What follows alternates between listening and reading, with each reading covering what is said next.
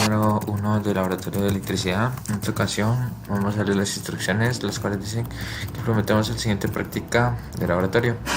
Entonces, ya con el circuito implementado, vamos a resolver primeramente los primeros 3 incisos de la práctica, que son más que todo teóricos, ¿verdad? Y los últimos 3 que son ya con el circuito implementado, lo veremos después. Entonces, vamos a el primero. El inciso A dice lo siguiente: determine la impedancia total, se trata de calculando. Entonces, lo que se va a hacer para calcular la impedancia total es sumar todas las impedancias, ya que la impedancia total es la suma de todas las impedancias. Entonces decimos que la impedancia capacitiva es 1 partido C, que es la capacitancia, por S, que se refiere a 2pi por la frecuencia, conocido como el dominio de tiempo, o omega j. Bueno, entonces tenemos que la capacitancia son 5 microfaradios. Aquí vemos el capacitor. Acá 0.5 microfaradios. Entonces tenemos 5 por eso a la menos 6 por 2pi por la frecuencia, que es el dominio omega j.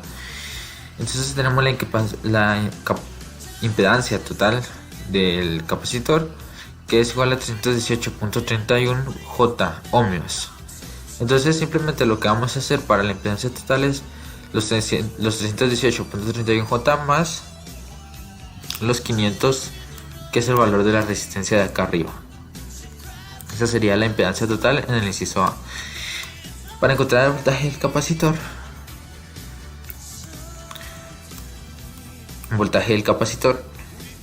inciso B, vamos a calcular BRMS, que es el voltaje pico que está entrando partido a raíz de 2. Entonces vemos acá que el voltaje pico son 10. El voltaje pico son 10. Es 10.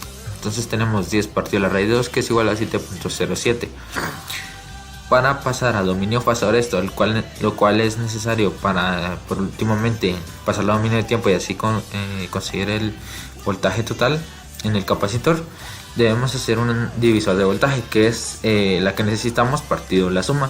Entonces tenemos lo que necesitamos, que es el voltaje del capacitor, que son los 318.31 J partido la suma, que son los mismos 318.31 J más 500 por el voltaje de entrada, que son 7.07 voltios, que en este caso sería el BRMS.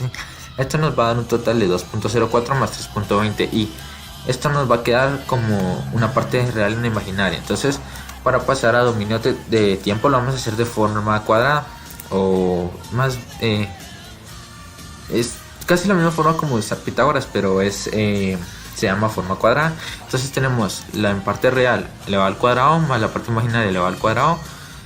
Es todo esto, la raíz de todo esto va a ser igual al voltaje que necesitamos para calcular el dominio fasor, y la tangente inversa de la parte imaginaria partido la parte real es igual al ángulo. Entonces, por último, la raíz nos da 3.79 voltios.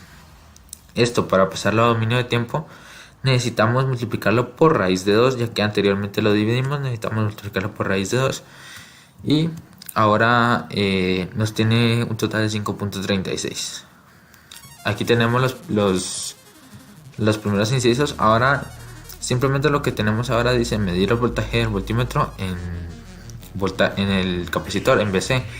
En el BC, que en este caso el BC es acá, mire, BC, el voltaje que está pasando en el capacitor. Entonces medimos el voltaje y nos da 3.63. Ya que el voltímetro nos tira un voltaje en dominio de fasor, vamos a comparar este 3.63 con este 3.79 de dominio de fasor también, y vemos que son semejantes, así que podemos decir que vamos bien. Inciso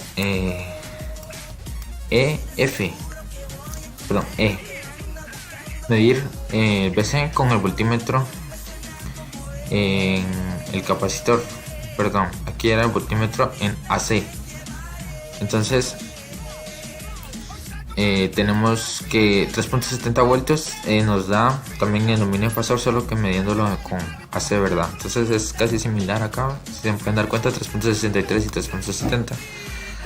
El inciso D dice mida el voltaje del capacitor con el osciloscopio.